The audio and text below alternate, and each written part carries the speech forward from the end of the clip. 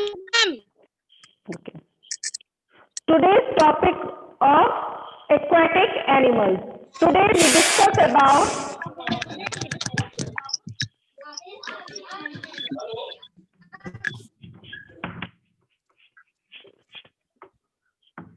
we discuss about aquatic animals.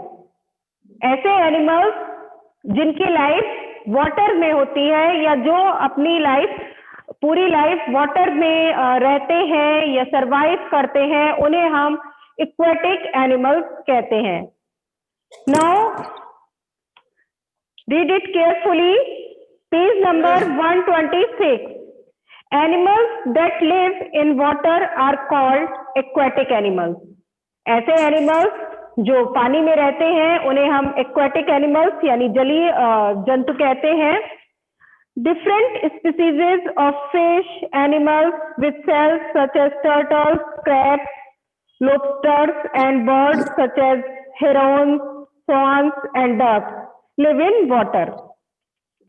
और जो different type की स्पीसीज की फिश है, यानी फिश एक नॉर्मल जो फिश होती है या उनकी जो विभिन्न स्पीसीज होती है, जो उनकी विभिन्न प्रजातियां होती हैं, यानी अलग अलग फिश की जो स्पीसीज है वो सभी पानी में रहती है।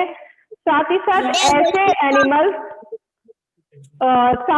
ऐसे एनिमल्स जिनमें सेल्स होते हैं, यानी जिसका मतलब कि जिनका कवच होता है, जैसे कि टर्टल्स है, क्रैब्स है, इनका क्या होगा, इनका जो बॉडी रहती है वो कवच में सेल फॉर्म में रहती है।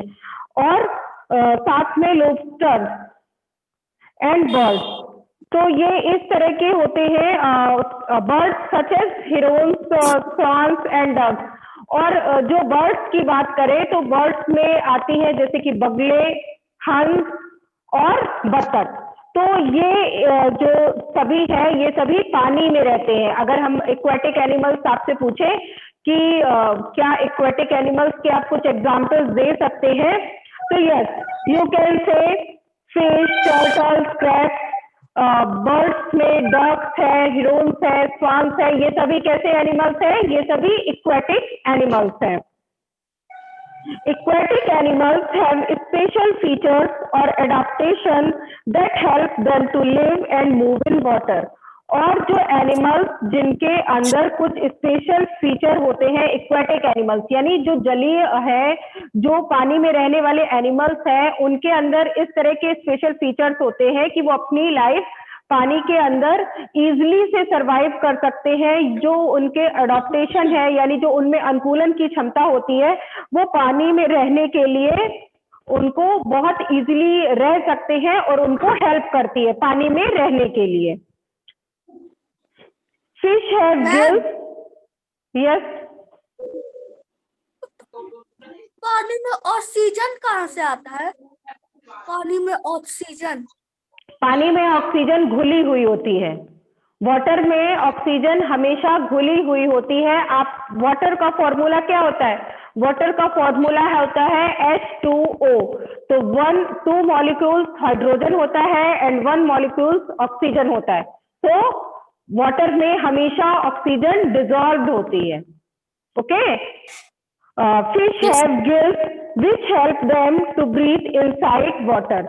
और जो फिश होती है, फिश में गिल्स होते हैं, जो उनमें एक स्पेशल स्ट्रक्चर होता है गिल्स, जो कि उन्हें पानी के अंदर ब्रीथ करने में हेल्प करता है। यानी अगर उनको पानी के अंदर सांस लेनी है तो वो किससे लेते हैं, ब्रीथ करते हैं? वो गिल्स से करती है। गिल्स के थ्रू पानी के अंदर ब्रीथिंग करती हैं। They also have fins that help them to swim. और फिश में फिन्स होते हैं जो कि उन्हें तैरने में हेल्प करते हैं। उनको तैरने में हेल्प करने के लिए क्या होते हैं? Fins. Turtle swim with their special paddle like legs. और आपने कछुओं को देखा होगा कि कछुओं के जो लेग्स होते हैं, उनके लेग्स कैसे होते हैं? पैडल की तरह होते हैं। जैसे साइकिल में पैडल आप मारते हैं तो साइकिल आगे बढ़ती है, इसी तरह कछुओं को तैरने के लिए उनके जो लेग्स होते हैं वो पैडल टाइप के होते हैं। आगे उनका काफी जो लेग्स का आगे का हिस्सा होता है वो पैडल की तरह होता है। तो जैसे ही वो उसको मूव करते हैं तो पानी पीछे की ओर होता है और वो आगे स्विम कर पाते हैं, कछुए, turtles. Aquatic birds are birds that live in water, have narrow pointed beaks to catch food and webbed feet that help them to swim in water and walk on land. और अगर aquatic birds की बात करें, जो पानी में रहने वाली बर्ड्स हैं, वो पानी में जो रहती है उनके पास बीक कैसी होती है, उनकी चोंच सकरी होती है और पॉइंटेड होती है, यानी नुकीली सी होती है। क्या पढ़ा है हमने, बताओ जरा। हाँ, जिसकी हेल्प से कौन सा? वाटर इज लाइफ, उधर लिखा है इसलिए बोल। तो उसकी प्लीज म्यूट योर फोन। जो पॉइंटेड बीक्स होती है और जो नैरो बीक्स होती है, सक्रिय और पॉइंटेड बीक्स, उनको फूड कैच करने के लिए हेल्प करती है, यानी उन्हें जो पानी में फूड को पकड़ना होता है तो उसको वो इजीली से उस पानी में से अपनी बीक के थ्रू फूड को कैच कर सकती हैं। और साथ ही साथ जो उनके फीट होते हैं, जो उनके पैर होते हैं, वो कैसे होते हैं, वेब्ड, यानी उनमें जाल होता है जिसकी हेल्प से वो पानी में स्विम कर सकती है और पानी में स्विम करने के साथ साथ वो लैंड पर चल सकते हैं। Dolphins and whales are huge aquatic animals that live in oceans and seas. और अगर हम डॉल्फिन और व्हेल की बात करें तो ये किस तरह के एनिमल्स हैं, ये बहुत बड़े एक्वेटिक एनिमल्स होते हैं। तो ये जो एनिमल्स हैं बड़े होते हैं और ये ओशियंस एंड सी में रहते हैं। ये कहाँ रहते हैं, डॉल्फिन एंड व्हेल्स, ये ओशियन एंड सी में रहते हैं। Some dolphins are also found in rivers, और कुछ डॉल्फिन्स की स्पीसीज ऐसी होती है जो कि रिवर में रहती है। They have smooth bodies and strong fins which help them to swim. और उनकी बॉडी कैसी होती है, उनकी बॉडी बहुत ही स्मूथ होती है, साथ ही साथ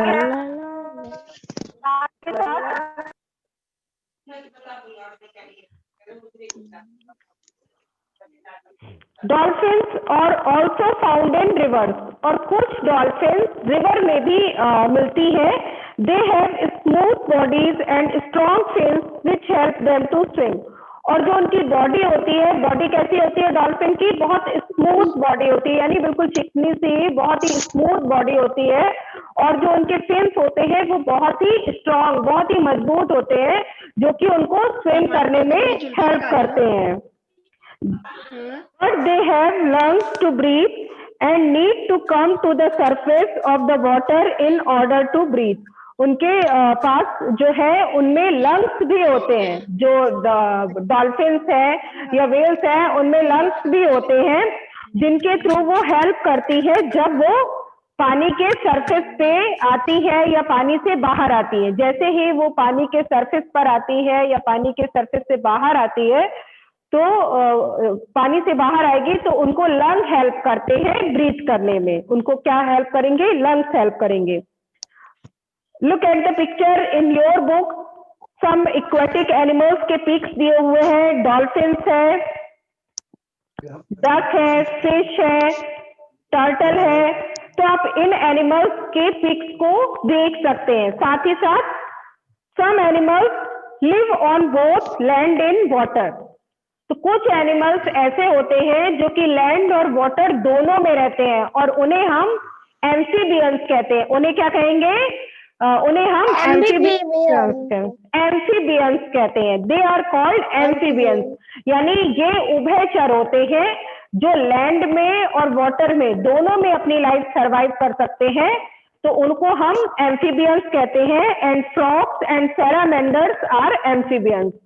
फ्रॉग कैसा है, जो कि पानी में भी अपनी लाइफ सरवाइव करता है और लैंड पर भी सरवाइव करता है। आपने देखा होगा वो लैंड पर भी आपको दिख सकता है, बट जो उसकी लाइफ साइकिल कंप्लीट होती है वो वाटर में कंप्लीट होती है, पानी में होती है। तो frog and salamander is the amphibians. Now shortage and conservation of water.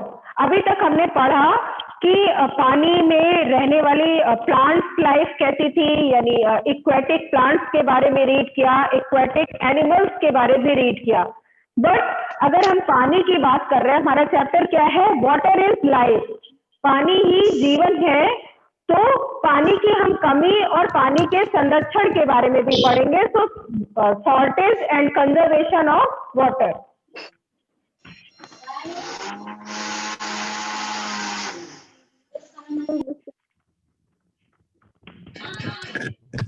Ma'am आपकी आवाज नहीं आ रही। मैम हमें आ रही है। अगर आप में से किसी एक को भी मेरी साउंड आ रही है तो इसका मतलब है मेरी साउंड आप तक पहुंचेगी। ओके, मेरी वॉइस आप तक पहुंचेगी।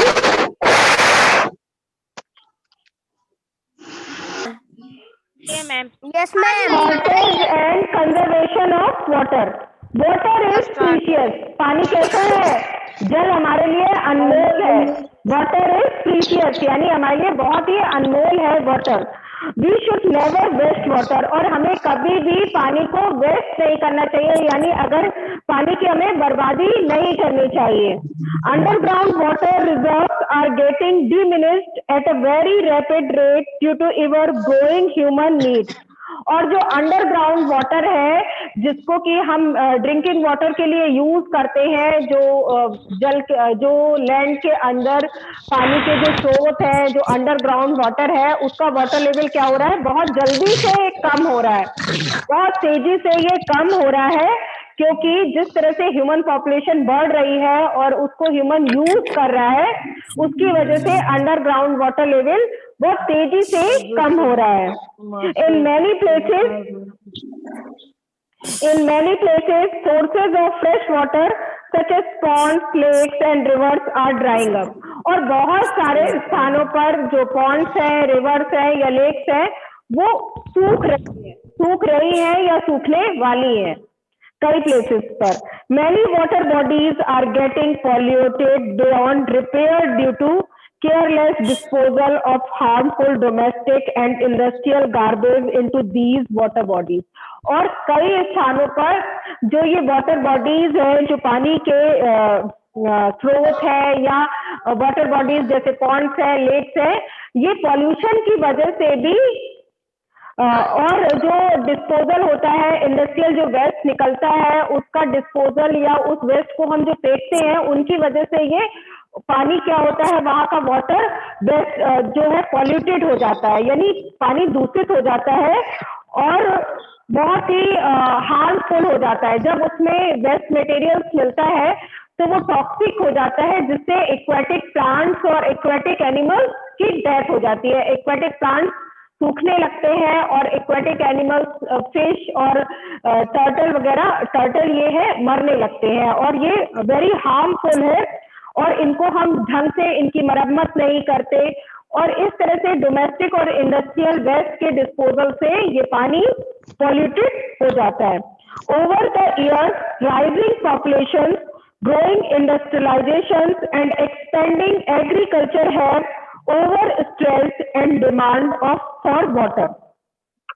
और जो हाल के समय है, जो अभी लगातार वर्षों से जिस तरह से पॉपुलेशन बढ़ रही है, उस पॉपुलेशन बढ़ने से इंडस्ट्रियलाइजेशन बढ़ रहा है, औद्योगिकीकरण बढ़ रहा है और उसकी वजह से एग्रीकल्चर भी एक्सपेंड हुआ, तो पानी की डिमांड बढ़ गई है। जब लोग बढ़ेंगे तो औद्योगिक या इंडस्ट्रीज बढ़ती हैं और इंडस्ट्रीज बढ़ने से एग्रीकल्चर की डिमांड बढ़ती है, हमें क्रॉप, जो हमें फूड चाहिए वो ज्यादा से ज्यादा चाहिए होगा और इन सभी में वाटर यूज होता है और जब ये वाटर यूज होगा तो डिमांड बढ़ जाएगी, पानी की खपत भी तो ज्यादा होगी। जब हम चीजें बढ़ा देंगे तो उसमें पानी भी उतना ज्यादा यूज होगा, जिसकी वजह से पानी बहुत आवश्यकता से अधिक यूज होने लगता है। Efforts have been made to collect water by building dams and reservoirs and digging wells। और पानी को कलेक्ट करने के हमें ज्यादा से ज्यादा प्रयास करने चाहिए, यानी पानी को हमें एकत्र करने के लिए अलग से प्रयास करने होते हैं, ज्यादा प्रयास करने होते हैं। जैसे डैम बनाए, डैम को बनाकर पानी को कलेक्ट किया जा सकता है, साथ ही जलाशय और जो वेल्स हैं, जो कुएं हैं, इनको खोदा जाए और इनकी प्रॉपर से रिपेयरिंग की जाए, Some countries of the world have even tried to recycle and remove salt from water. और बहुत से देश ऐसे हैं, कुछ देश ऐसे हैं जो कि इस प्रयास में है कि जो पानी, समुद्र का पानी है, जो सी का पानी है, उससे सॉल्ट को रिमूव कर सके और वाटर को रिसाइकल से करके उसको ड्रिंकिंग वाटर की तरह से यूज किया जा सके, क्योंकि सी Yes, और ma'am. ओशन का वाटर सॉल्टी होने की वजह से हम उस वाटर को यूज नहीं करते हैं। तो काफी में है कि वो उससे सॉल्ट रिमूव करके उसे रिसाइकिल कर सके। Okay, now this is the shortage and conservation of water. इसलिए हमें कभी भी वाटर की वेस्टेज नहीं करनी चाहिए, पानी हमें बर्बाद नहीं करना चाहिए। जितना हो सके हमें वाटर को सेव करना चाहिए, वाटर को कंजर्व करना चाहिए। Now next topic is rainwater harvesting, and rainwater harvesting is the method of conservation of water. Rainwater harvesting है एक तरीके से तरीका है वाटर को कंजर्व करने का, वाटर को संरक्षित करने का। Now page number 128.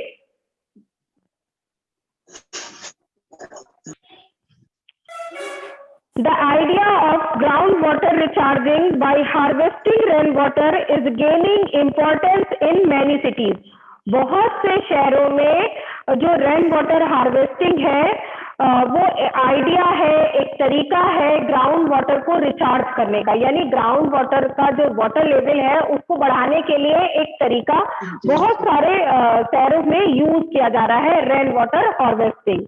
In fact, evidence shows that rainwater harvesting had existed even in ancient India. और प्राचीन जो भारत था, हमें बहुत सारे ऐसे देखने को, उसके जो एविडेंस है उन्हें देखने को मिलते हैं, उसके प्रमाण, रेन वाटर हार्वेस्टिंग के प्रमाण देखने को मिलते हैं। Houses in parts of western Rajasthan were built in a way that each had a rooftop water harvesting system. और जो पश्चिमी राजस्थान के घरों के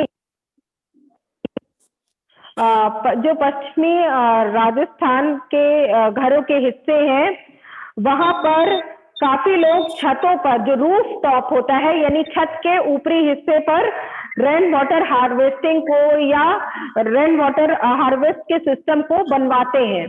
उनके घरों के जो ऊपरी छत है, छत के ऊपरी हिस्से पर रेन वाटर जो हार्वेस्टिंग सिस्टम है उसे बनाते हैं।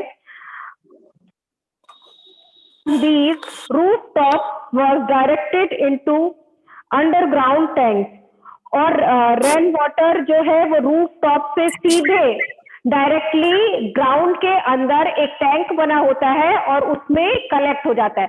जब बारिश होती है तो बारिश का पानी सबसे पहले छत पे आएगा और छत से एक पाइप के थ्रू ग्राउंड के अंदर जो टैंक बना है उस टैंक में कलेक्ट हो जाता है,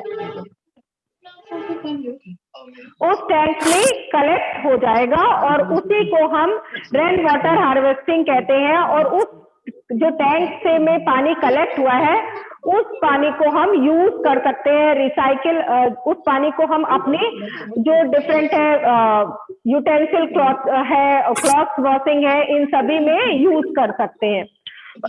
या तो एक टैंक में वाटर कलेक्ट किया जाएगा या फिर उसको डायरेक्टली पाइप वाटर रिचार्ज करने के लिए डायरेक्टली पाइप के थ्रू डाल दिया जाता है, जिससे वाटर सीधे ग्राउंड में चला जाएगा और जो आपका वाटर लेवल है वो इंक्रीज हो जाएगा, वाटर लेवल बढ़ने लगेगा। In the forest and areas with thick vegetation, water seeps gently into the ground. और फॉरेस्ट में और ऐसे प्लेसेस में जहां पर वेजिटेशन होती है यानी बहुत है, वहां पर पानी, वहां पर जो जमीन है, जो ग्राउंड है, उस पे पानी का रिसाव आसानी से होता है, सीधे से पानी फ्लो नहीं करता, वाटर फ्लो आउट नहीं करता और वाटर धीरे धीरे ग्राउंड के अंदर जाता रहता है, यानी पानी को वो सोखती है, जो मोटी थिक वेजिटेशन होती है, घास होती है, वो उसे सोखने लगती है और पानी के लेवल को बढ़ाती है। This ground water in turn feeds Wales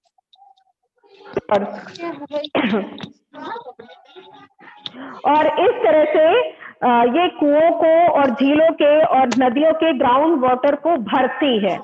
इससे क्या होगा, भरने लगेंगे। So protecting forest is an essential criterion in solving groundwater scarcity. और इस तरह से हम पानी की कमी को बचाने के लिए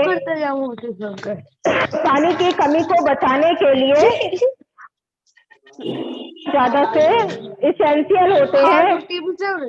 फॉरेस्ट हमारे लिए बहुत जरूरी होते हैं अगर हमें पानी की कमी को बचाना है।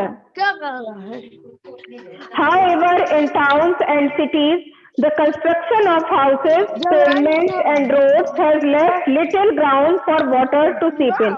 और इस तरह से कस्बों और शहरों में जो घरों का हो रहा है, फुटपाथ का